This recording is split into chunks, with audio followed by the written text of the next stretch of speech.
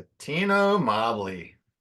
So it's such a great pleasure to have you on today. And so it's not often we get to talk with a lot of NBA players, either active or non-active.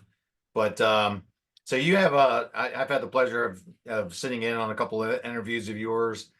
So I really just kind of want to dive in. Tell us a little bit about your time in the NBA. Obviously, you've played in the era where there are a lot of phenomenal, great players, and obviously the picture behind me with the Kobe. And so, tell us a little bit about your time in the NBA. Um, yeah, I played in the NBA 11, 12 years. Kobe and I actually grew up together, Philadelphia. 4 years older. But I started playing basketball at 13 years old. I played other sports before that. But yeah, NBA was amazing, man. I think I truly believe in manifestation. I believe in positive thinking. Yeah. Because people may not believe this, but I used to carry a wallet in college, and in my wallet was Scottie Pippen and Eddie Jones Okay. basketball. And when I got drafted, I was already friends with Eddie Jones because he went to Temple, and Scottie Pippen was my favorite all around player. And when I got drafted, Scottie Pippen was with the Houston Rockets. So Nice. I manifested that. I wanted to be in the pros. People thought I was on drugs. But listen, y- you know, uh, it's what it is. I'm a part of a fraternity that can never be erased. Absolutely. At my time I was really good. I competed against the best of the best. And we have a community of guys that even to this day, we all call and talk to each other and support each other. So it's a blessing for me, man, just to be a part of such an elite group. Yeah, fantastic.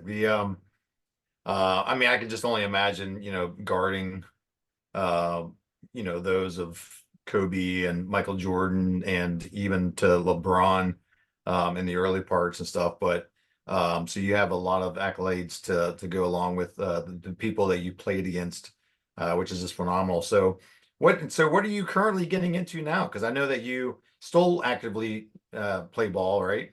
Hmm. With Yeah. the Power. Are you still with the Power now? Yeah, I just retired this year. Okay. Mhm. So then so now you're doing transitioning into what phase or what are you doing these days?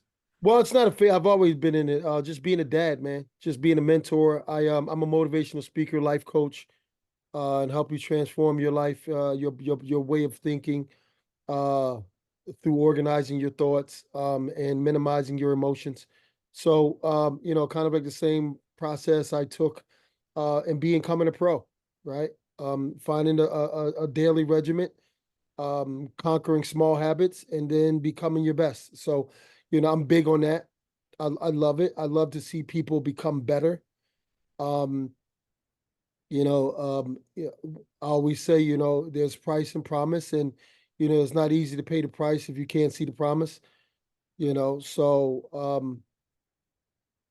if your future's not clear, it's really hard to pay that price. So we got to figure out how do we clear up that future so you can see it, the vision, and be okay with the price that you're paying, right?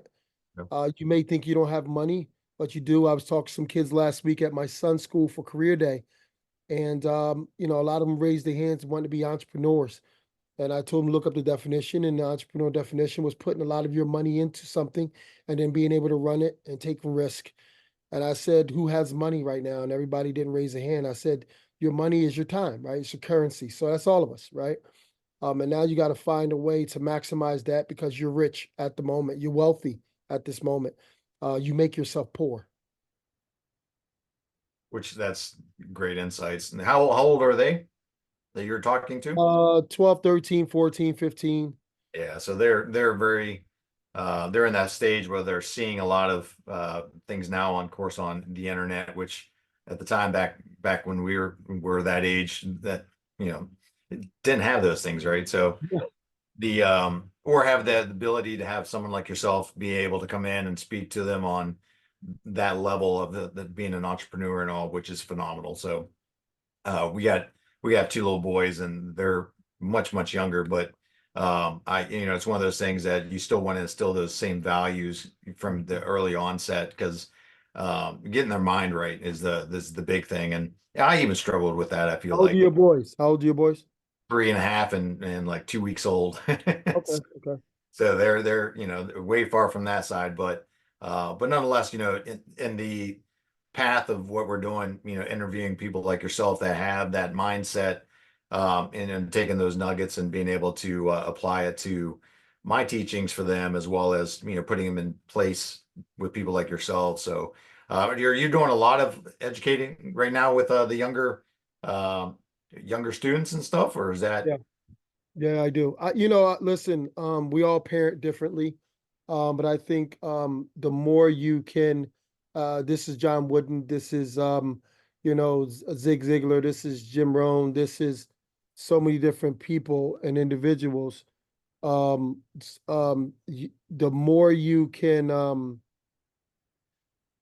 if he's 3 years, one's three and one's very young, but the older they become, little small chores is going to make them amazing.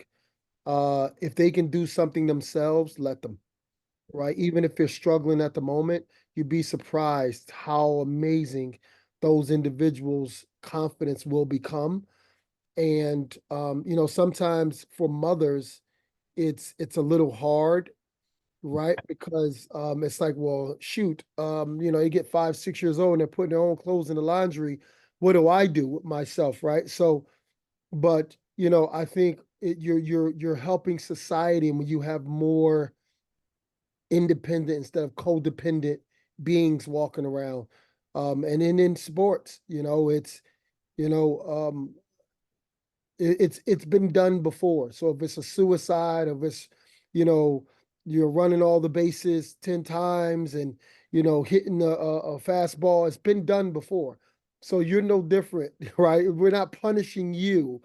Right, just understand that part, and it's just letting people understand that we're all human, and we have to go through a rough patch to become this diamond, right? So that's what I tell a lot of parents, because fathers are different than mothers, right?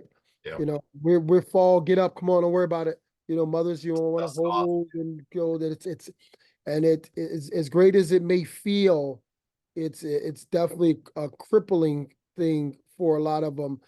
Just not just in the household, but in society, right? So I tell a lot of parents that when I speak, at a lot of my different functions.